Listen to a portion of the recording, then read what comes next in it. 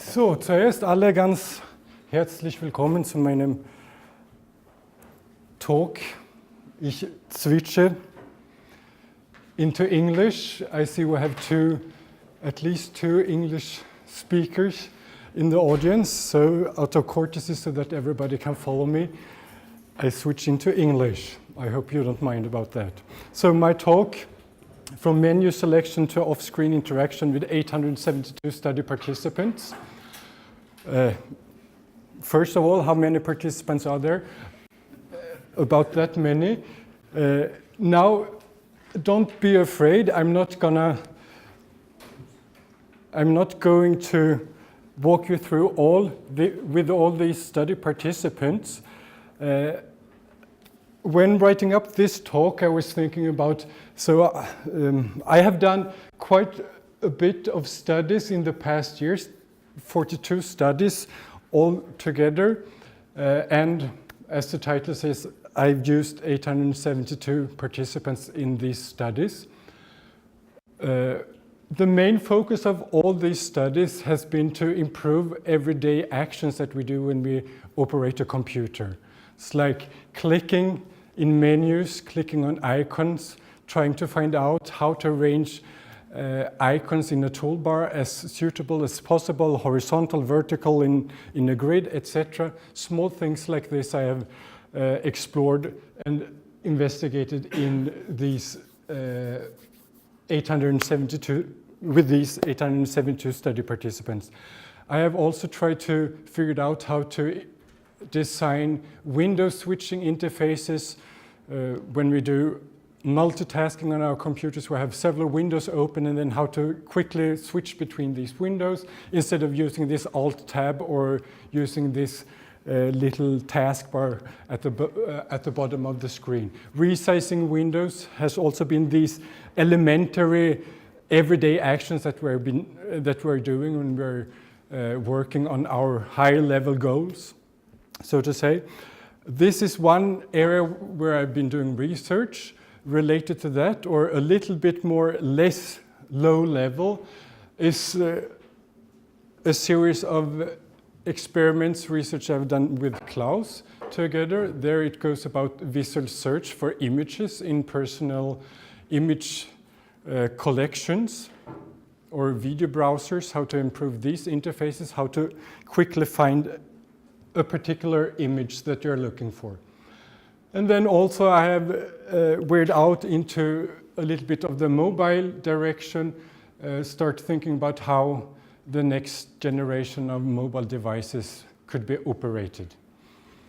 Instead of just using, with our smartphones, using the touch screen, scrolling and zooming on the touch screen, I have seen, or we have been experimenting with other alternative approaches.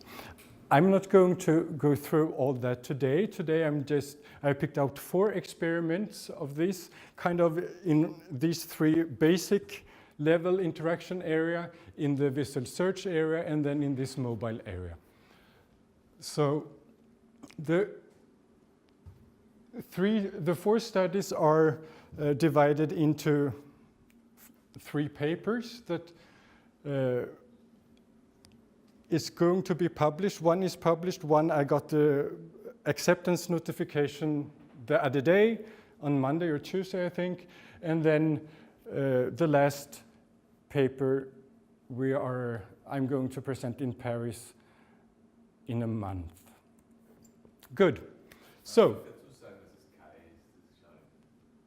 I don't know. I think we are the only one who, I don't know anyone who knows what Kai is, if they're not really, but that's the main conference in our area. Good. So the first study I did with Martin. Here we were revisiting point assist and studying the effects of control display gain on 4-year-olds' pointing performance is the title there. Here we were looking at how could we help small children point at icons or operate a mouse as efficiently as possible. So this is the one I just got accepted, or that we just got accepted.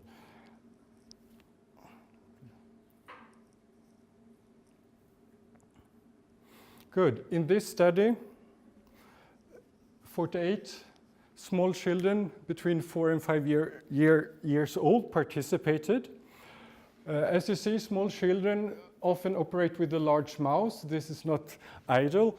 There has been studies showing that these smaller mouse, they don't actually help small children. So smaller hands does not really profit from smaller mice. But so we were thinking about how could you help this. We have not been the only one thinking about how to help small children point at targets on the screen. There has been a little bit of research before, but we're about the second group that's been investigating this area. Good, this is a path, a typical cursor path from a small child, 4-year-old, move the cursor from the blue square to the green dot and click on the green dot. And you see, they don't operate the mouse. They are not that talented in operating the mouse as we are. We draw pretty much straight lines. They go a little bit in circles and try to approach the target in that way. This is another example. These are paths that has actually been drawn, take example paths from our experiment. Good, here you see a typical case where the small child is having problem zooming in on the target. And this zooming in on the target, trying to hit it, there we'll often see this zigzag motion going back and forth, trying to slow down the cursor. So there has been, as I mentioned, research before. Horcade and colleagues, they analyzed a bunch of such cursor paths and found out exactly that this zigzag motion is a typical characteristic for when small children are operating the mouse. So they suggested, presented a little software that they named Point Assist that runs in the background on the computer and analyzes the cursor movements. When this, based on heuristics, when this software detects pointing problems, when the child is doing zigzag motions then the software suspects when it detects a lot of zigzag motion that the child is having problem homing in on a click target.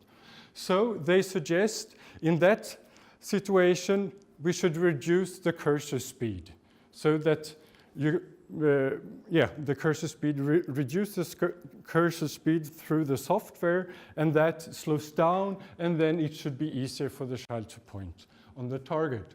And then when longer movements, straighter movements, not that much direction changes are detected, the default cursor speed is turned back. So, and they found out that this system helped. They ran an experiment, made a lot of click tasks. Here is an example there. The red marked would be the time or the cursor path where the point assist was active and had reduced the cursor speed and slow down the cursor speed. So our aim here was simply to do a replication of this experiment. It's not really that fancy in that sense, but we believe it's important to replicate experiments to verify the results. This is one thing that's shame on us in the HCI area, human-computer interaction area. This is rarely done. Researchers tend to focus on sexy new approaches, new interfaces, etc., and they kind of forget a little bit of this scientific method or this scientific approach to replicate studies. So we wanted kind of to provide a good example. So we called in 48 children, and then they had to click on such targets. Moving the mouse, click on the target. We used, as Horcade and colleagues, in their experiment, they had three factors: point assist, on or off. Off would be no detection, and on, then the cursor path is monitored, and then if a problem is detected, the cursor speed is reduced. And then we used 3 different target sizes, small to larger sizes, and then we used 2 distances from start point to end point, and then we had the children do a lot of clicks there. So, in opposite to what Horcade et al. Found, we did not find a significant difference that this point assist helped the small children point or click on the targets. Although we found an 8% difference, they were a little bit faster with the point assist across distances and across target sizes. But it was not, in our experiment, we did not find significant results. So the question is now, why did this happen? Well, we simply suspect that they and we, obviously, we also had 30 participants. We had the same age of our participants as they had. We had pretty much the same instrument as they used.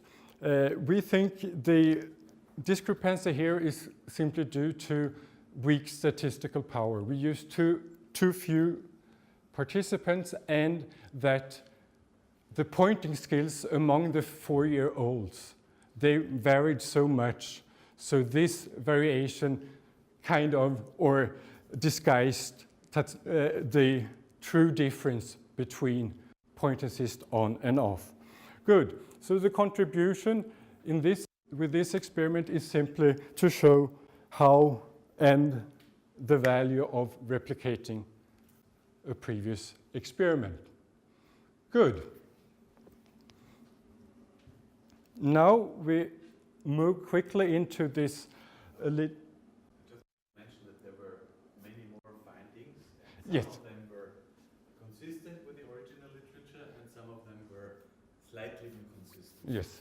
And to mention further, in that paper we did a second experiment too, where we actually experimented with the mouse setting, how fast the mouse cursor, if there is a difference, if the setting is low and the mouse cursor is moving slowly, or if the setting is high and the cursor is moving faster. We experimented with that too. But I'm a little bit of running out of time, so I allow myself to cut down on some issues, some results.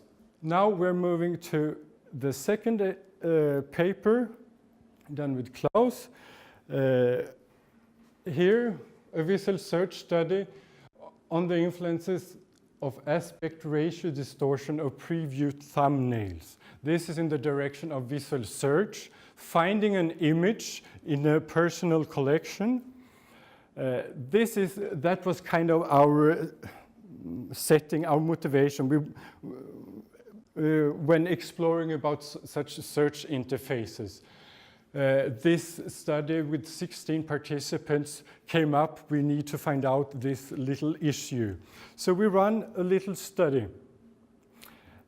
Based on the findings that, earlier findings that people indeed have problems, it's time consuming to find the favorite holiday picture in your personal collection.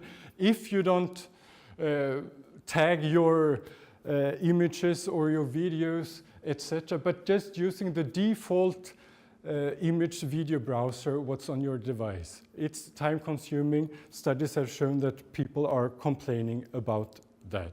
Or, yeah. It has also been shown that in such, or as we all know, in our picture collections, we have pictures of different aspect ratios in our collection. And this fact that we have pictures of different aspect ratios also kind of influences how we can design the search screen where the user is searching, looking, visually searching for a particular image. This complicates things. Also, if we are looking on pictures for a picture on a small screen, the small screen also complicates things. And an important motivation, people, they do have a lot of images on their devices. What did I find there? 45% have more than 100. And from the question, people, this is not a study from us, from the people up there, on top of the screen, and 5% do have more than 1,000 pictures on their smartphones. So we do have enough of arguments aiming at such improved interfaces for finding pictures. Good, here we see that. On the left-hand side we have, I think this is from Google Pictures, image search. We have an erratic search screen, result screen, due to these different aspect ratios, what we have there. This not having straight, nice lines has also been plenty of research. Aesthetic appeal or search time is suffering if we don't have straight lines that can kind of guide our eyes. Good, but in such an interface we have to buy that if we have different aspect ratios. Another approach would be to simply crop down images so that they all have the same size, or crop down the thumbnail for the image. Good. This obviously also has the advantage. We get a nice clean screen, but we also go into the situation that we might lose important visual information from in this thumbnail. What has been cropped out? What don't we see? If we're looking for a certain image with the person standing on the left, and then the right-hand side of the image has been cropped out. Of course, there are numerous algorithms and different ways to analyze pictures to find out which parts to crop out, the salient parts, object detection and feature detections, etc., etc. But these things also take time if we have to analyze all the pictures in our collection just to provide a nice search screen. Here, two other examples, a grid to the left and then a little bit messier screen to the right. So we asked, is there another alternative?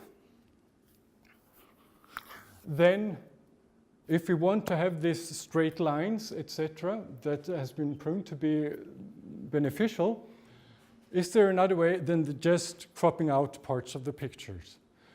And then, yes, we thought perhaps we can just squeeze down, distort the images. We have a 90 × 90 pixel-sized thumbnail, and then we just squeeze this down until we get the desired size of the image for the thumbnail. So here is an example, an original image. If we just crop out the left part, I guess this is still pretty similar to the original image. The same thing if we do the middle, crop out the middle part and display that in our search screen, is still pretty similar. And then there, the right part is also pretty similar. But if we distort, it's also pretty similar. Okay?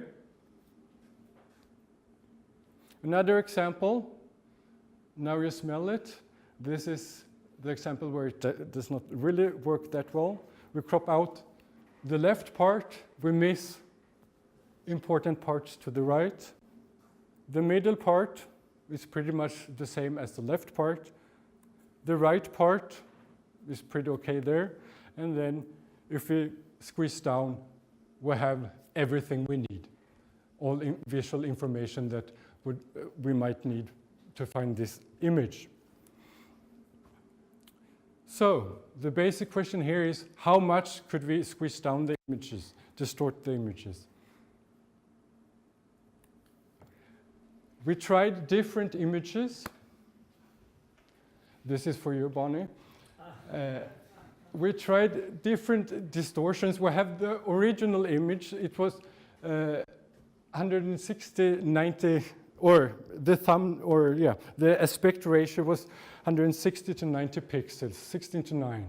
And then we tried to distort or squeeze it down to to the 1-to-1 ratio. And then we compared how can this influence the search time to find a particular image. So we set up the experiment. The search image was displayed on the middle of the screen. The study participant had enough time, as much time as he or she wanted, to study this image and then kind of study and memorize. They were told, please memorize it. You won't have access to this cue throughout the task afterwards. So they memorized it. When they were done memorizing, they pressed the space bar, and then this search screen appeared on the screen. So they had to, as quickly as possible and as accurate as possible, decide, is the cued image present in this search screen? Yes or no? If yes, or if present, they had to press the P button on the keyboard. If absent, they had to, P button is over there, A button, if absent, is on the left-hand side. Good. So as quickly as possible, scan through the screen and then decide. So this was varied then. In the search screen, of course, then in some trials, this I would guess was the original, the undistorted version. Then we squeezed them down also in these different, 4 other different distortions. What we found out here, error rate, the time or the number of times persons answered picture is present, but indeed it was absent, or vice versa, it did not really matter. But please note here that in absent trials, when the search image was not in the search screen, the error rate was much, much lower than making the mistake overseeing a picture that indeed was there. This is obvious, more or less. It's easier to oversee something that's there than to see something that's not there. So, good. So this is visual search basic from other studies, so this is nothing new. New for us was that we found the only difference in search time, the time it participants had to decide yes or no. Sorry, I forgot to say, the search image was present in the screen 50% of the times in the trials. So they could not guess. If they would guess, they would more or less sit forever and guessing. Good. So when it comes to search time, the only difference was between the mostly distorted image and all the others. The other ones, the green ones, they did not differ. You see that it's pretty close between 2.1 second to 2.10 second. That was not significant difference, but everyone differed from the mostly distorted image. And the difference from the fastest and the original and the non-distorted was then 12-13% in decision time. So what did so this was for the present, and for the absent deciding the image is not there. You see the results. Here we only have a difference between the mostly distorted version and the original version. All the 3 in between there, they neither differed from the undistorted nor from the mostly distorted. So our conclusions here would be that we can pretty much use this technique to distort images, to squeeze them down to the desired thumbnail size without losing that much in visual search time. Indeed, if we squeeze them down to 1-to-1 ratio, then we would expect a little bit of performance loss. But it's safe, 25 down to 25% of the pictures or of the image could be squeezed down without losing this performance.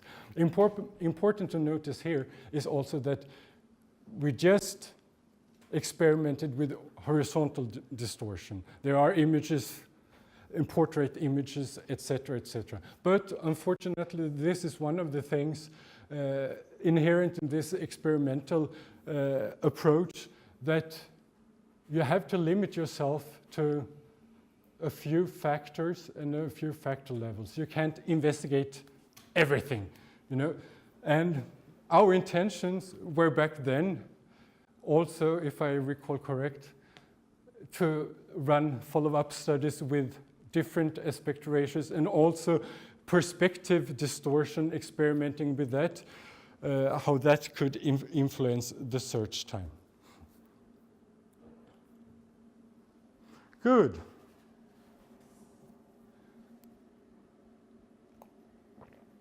So now we move on to the last category, where it comes on mobile devices.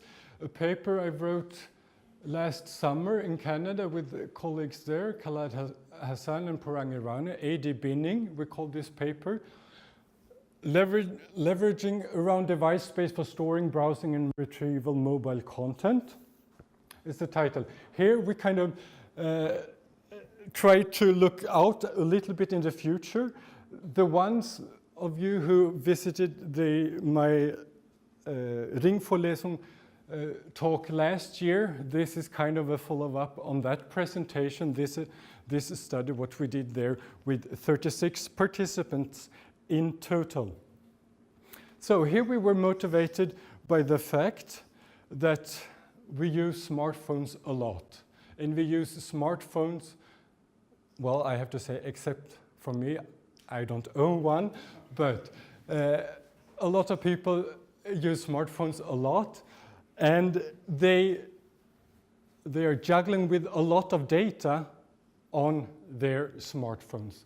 Indeed, a recent study there, Mobile Commerce Statistics, says that 40% when they are off buying something, they browse alternatives, etc., on their mobile phone, on the internet, before deciding what to buy. Also, 60% of these last minute hotel reservations are made on smartphones. When we're searching for a suitable hotel, yes, often we get a list of hotels on the screen, and then we scroll down the list and click on the item and see. We come to the to the detailed view of this hotel, and we see the price, etc., where it's located, and so on. And then we switch back to the list view and look there and scroll down, scroll up, and search for a cheaper hotel or a more expensive hotel or a more hotel with more stars, etc. So we're juggling often with a lot of data. And then this study there also says that there would be much more queries posted from a smartphone than from a desktop in a couple of years. Will exceed with 6 billions. So now let's see. Here is a little bit of a overview, a video describing this problem space. Exploring information content on mobile devices can be tedious and time-consuming. For instance, a user planning to purchase a camera might get frustrated or tired by constantly having to switch between the list view and the detailed view. Similarly, a user browsing for hotels listed on a map finds himself checking the details of each item one by one. The task is further complicated by frequent panning or zooming and selecting small or overlapping items. So, we thought then the development of range sensors, etc., that can track distances, the size of these sensors, they are increasingly decreasing. They are getting smaller and smaller. So what if we then equip our mobile device with such sensors that actually could detect our fingers or our hands around the device what can we do with this, and can we apply this in this problem space, what was talked about in the video before? We are not the first one thinking about in this direction. There's been quite a bit of work. People experimenting with infrared sensors to manipulate images on the display, a small little watch with a magnetic sensor. There you can operate with this tape on the finger, etc. And then here, also with magnetic sensors, they can draw numbers or scroll a map, etc. with this little magnetic ring or a magnetic little piece holding in the hands. We are going here in a little bit of another direction. We wanted to design or see if we could design an interface where we could actually put items that would normally be on the screen, if we could put them at positions around the device, AD, around device, AD binning. We came up with this system where items can be moved from the screen and then put out around the space, being invisible in the space, but being on a specific location, a specific distance from the device. So we experimented with this, how persons can place items out there, how they can fetch items, and how items could be stored. We could imagine items could be automatically stored in around device space by setting up a query, as we saw in the movie. These hotel bubbles could all be put out more or less in the space around the device, and then browsing this space, I see the detailed information on the screen, having in my left hand, etc. So, how could this be used? This is a huge design space to explore here. We did 4 experiments here. As in the first paper I presented, I have skipped out 2 of the experiments.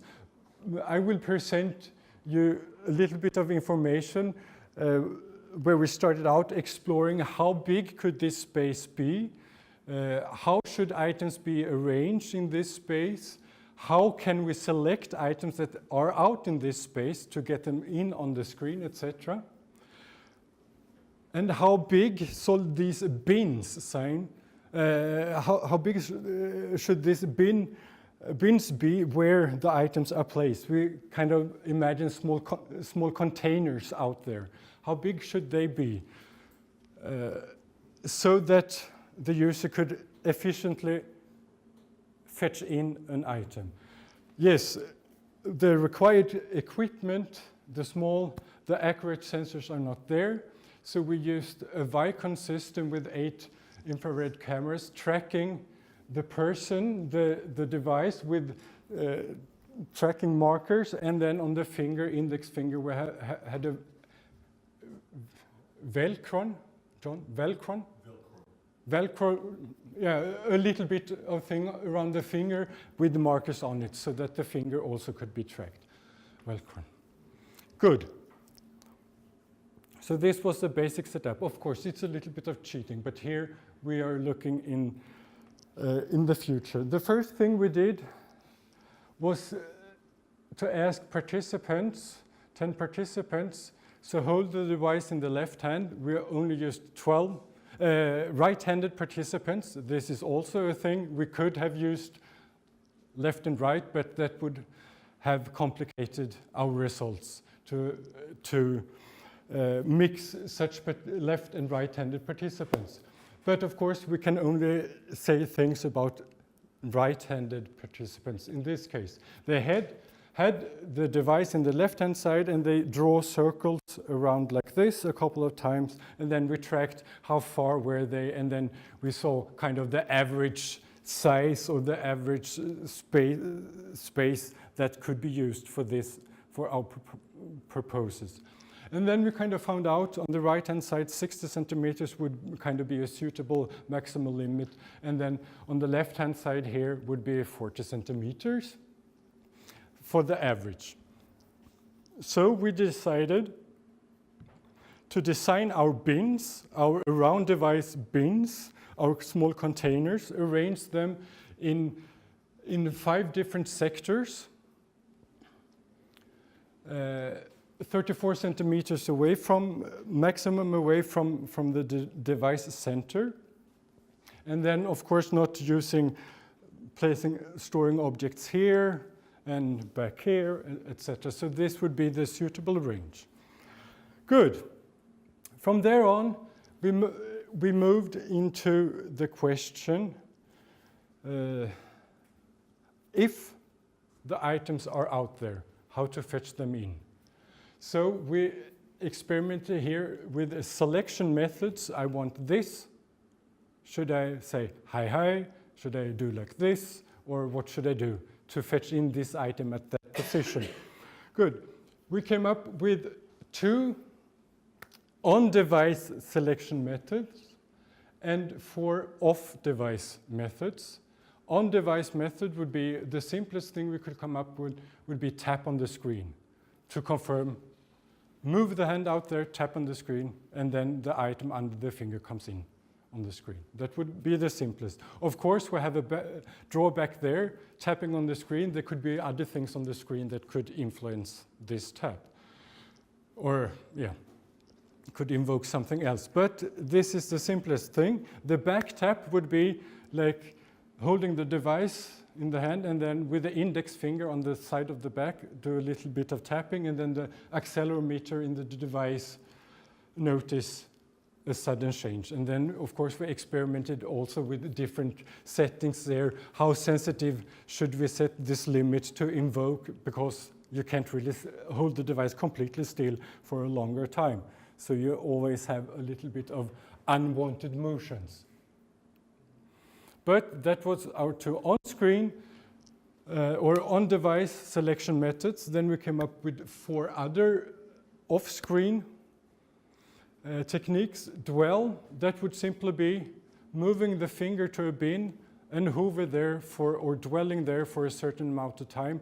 If I've had my finger in a steady position for, let's see, now I don't honestly remember for how long, but I guess we found out that around 400 milliseconds or 500 milliseconds, half a second would be suitable to call in that item. Good.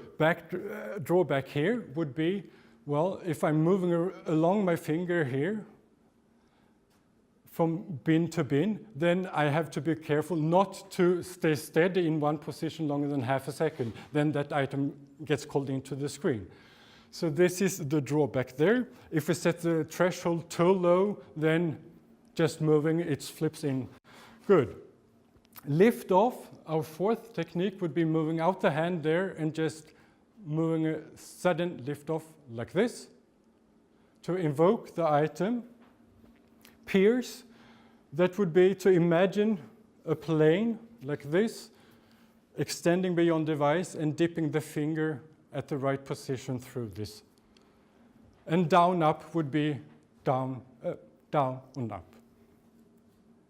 Dwell, you see, and then the selection of that item. Lift off, simply like that. Pierce, move out the according distance, then moving down. Below this imaginary plane, extending beyond the device. And then we have the last down up, moving out, and then down. Of course, down up, the one of you who followed carefully would notice this down up is a little bit different from all the other techniques. Here we required 2 steps that has to be accomplished. Down and then up. Pretty much as pushing a button on a computer screen with the mouse. We can press and then we could move out of the button and then release the mouse button and then the screen button won't get selected. It's pretty much the same here. We have a back off, an exit, so to say, to if we decide not to select halfway through, if we not want to select that bin. Good. So in this experiment then, we had 2 factors. We had our 7 techniques, and we had different bin sizes. How big should these areas be? How big should they be? We divided our maximum distance, 34 centimeters, in either 5, 9, 13, or 17 different bins in each sector. And then we arrived at these different millimeter sizes. So this experiment, we called in the participants, and then they had to more or less just select different bins in a suite. The task looked like this, the start screen with the start button, tapping on the start button with the right hand, and then we appeared an overview of the bin area, signaling in what direction would the target be. Here it would be in the north direction. Then the next step, moving out the finger outside the device, then the overview visually showed the different bins. The target item in this case, in the green bin, and then the blue little area there was the position of the finger outside. Symbolized the finger. So this little visualization. So we varied sectors, we varied distances, and then we varied also these different techniques. What happened? In terms of error rates, how often did they select the wrong bin?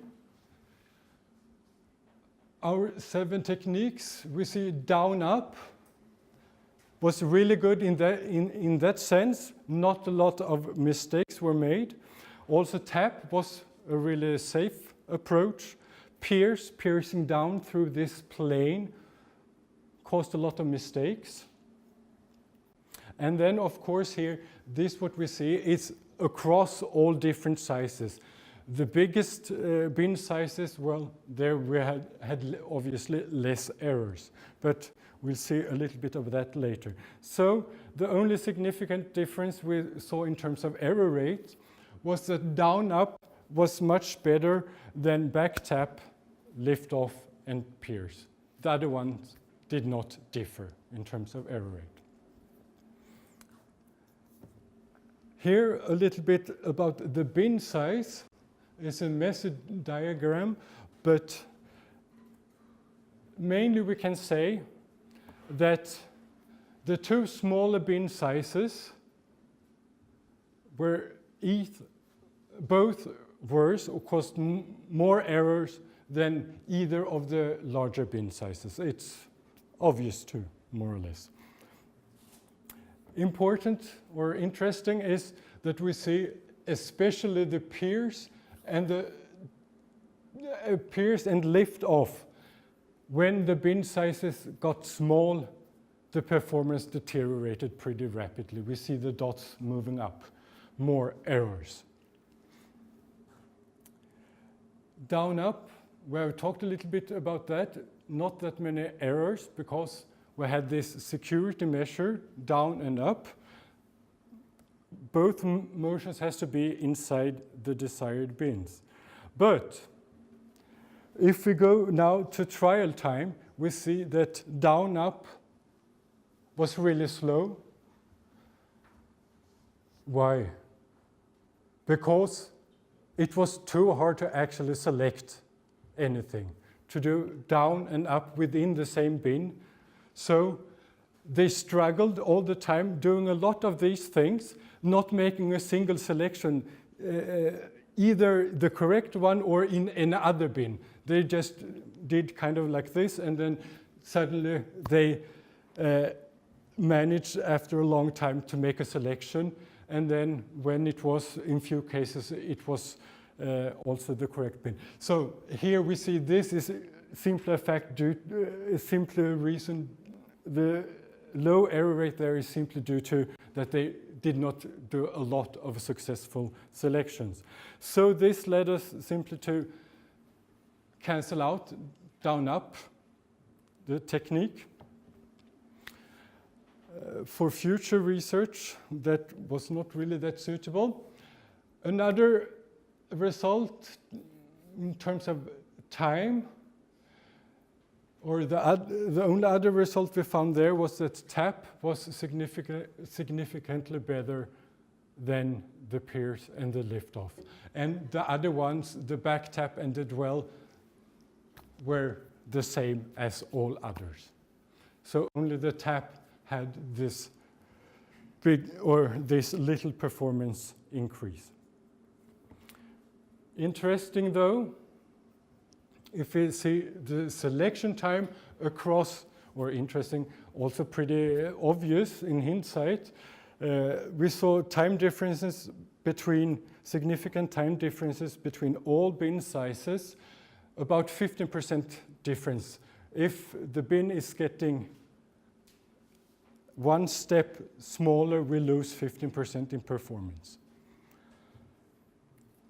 But what motivated us, what kind of opened up our decision here, or opportunity for decision, we see on larger, if the bin sizes are not that small, we have a pretty flexibility of the approach to shows. We see in terms of time, we see that all except from down up at smaller bin sizes were pretty much the same. Only when the bin sizes got smaller, we see jumps up that the time starts to peak for pierce and then later on for lift off. So we kind of could conclude we should not use bin sizes that are much smaller than 38 millimeters wide. Tap, it's good, but has the drawback that can conflict when tapping on the screen could be something else on the screen. Back tap is good. Dwell, as I mentioned, the performance was also pretty good, but there we have the drawback that when browsing items, we could make mistakes and undesired selections. Left off, we all liked, and also important, the participants kind of, we saw a little bit of favor in the comments tending to lift off. Pierce was a little bit, performed a little bit in terms of time, a little bit worse than lift off, especially on smaller bin sizes. So we kind of reduced that. And down up, we could cancel altogether. So now we have kind of explored the basic idea about these bin sizes and techniques, how to fetch in items. We also, in an experiment that I have not prepared for in this presentation, experimented with how to place items. If we have a bunch of items here, how could we place there? We experimented with flicking on the screen just in the desired sector. That would be kind of a semi-fully controlled technique. Flicking in the desired sector, and then within that sector, automatically the item gets binned in the innermost bin and then going outwards. Then on the other side, the most extreme on the other side with little user control would be automatic binning. That the system automatically bins items, could be randomly, it could be according to name, alphabetically or whatever, timestamps or whatever. And then on the extreme, we had full user control. The user touches the item on the screen, moves the finger out to the desired bin, and make a lift off, and then the item kind of drops there. So this was another experiment we did. Now, the last experiment in this series of experiments, we wanted to kind of prove or see if our assumption that this would help the user, if this really is true. So we set up an experiment in a context. We said, well, participant, please imagine you have browsed a geographical hotel online service website, and you have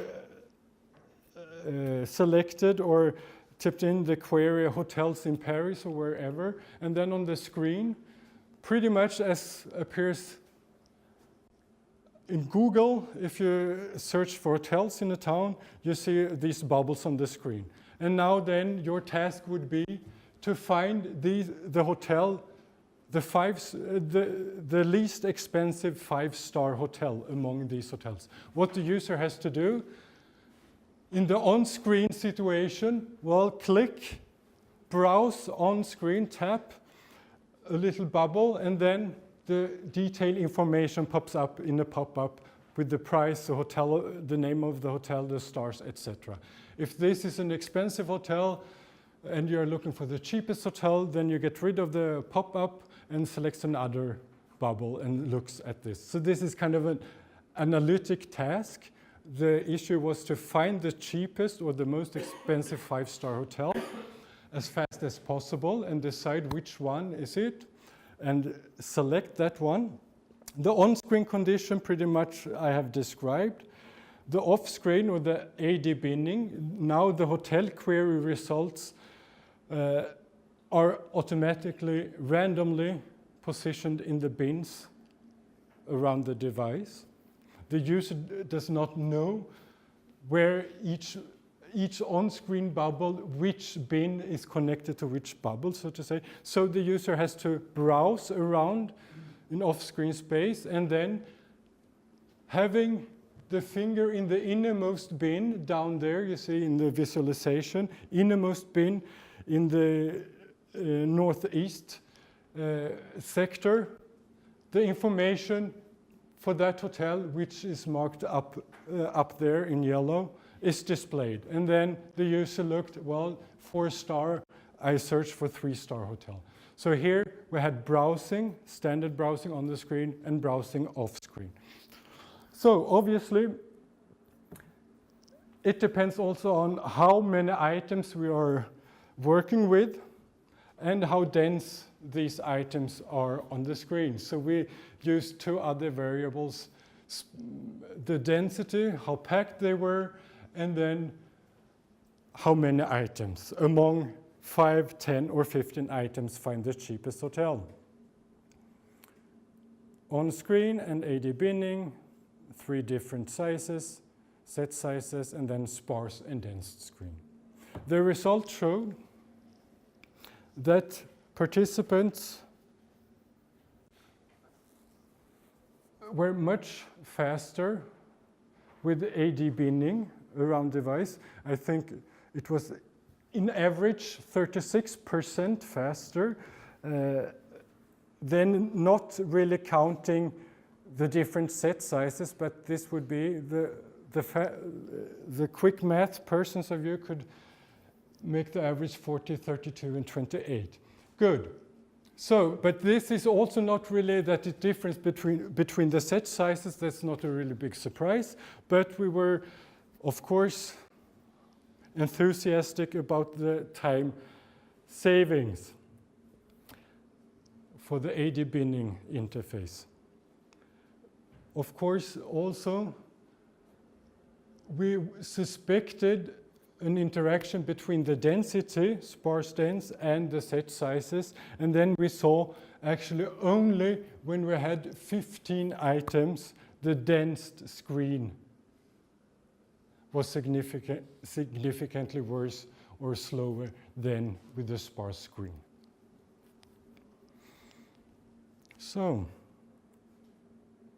our contributions here would be first exploration of this direct off screen where we can manipulate items outside, call them in on the screen, and exploring this interaction space or the design space, bin sizes, suggestions for future work, how large they should be, what techniques are suitable in different situations, and we also show that indeed it actually helps. So here now my last We now demonstrate applications for demo. apply our results for off-screen interactions. In this sample application, camera search results are offloaded around the device. Users can browse. This reduces the amount of switching between the list and detailed views. Searching for mail in an inbox. But we can organize and place emails into the space around the device. In this example, 80 bidding sectors are divided into days, where each day is subdivided into different times. Users can directly access their mail by navigating to the desired AD bin. The AD binning technique can also be used when the device is on a surface. The user interacts with different items by touching the surface area. Overall, we demonstrated that AD binning is a promising enhancement to mobile interfaces involving large amounts of data. End. Thank you for your attention.